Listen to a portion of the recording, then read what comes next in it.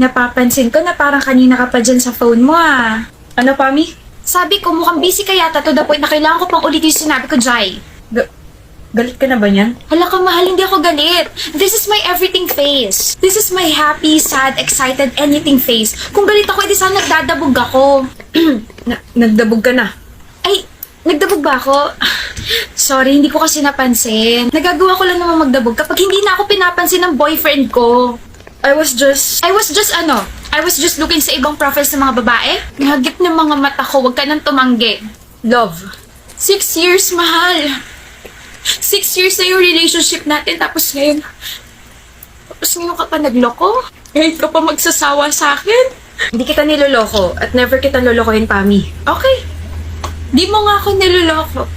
Pero hindi mo i-deny yung sinabi ko?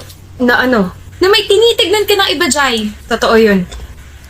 Totoo may tinitignan akong ibang profile. Tinitignan ko yung profile ni Incorrectly Rose. Yung idol mo, babes. Si Rose Ordonez. Huh?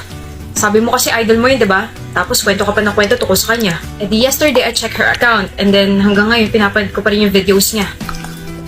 Hindi naman ako na-inform na ang dami niya palang videos and yung iba ang haba pa. Pero nag-enjoy akong panoorin siya. Parang magkakaiba talaga yung mga characters niya. You never failed to make me kilig. You watch her videos because I kept talking about her. Pinanood mo siya kasi gusto mo makarelate sa mga pinagsasabi ko. Oh, I also voted for her. Pati yun?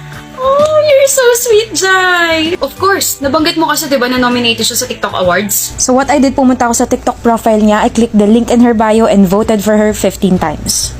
You can vote until September 5, ha? I know. Tsaka I have you kaya hindi ako makakalimot. Hala siya!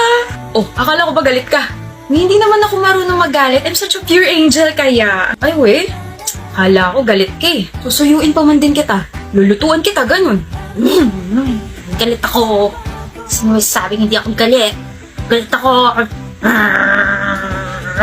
Wow! Takot ako. Galit nga talaga girlfriend ko kaya kailangan ipagluto ko siya. Wow! Nakakakaba.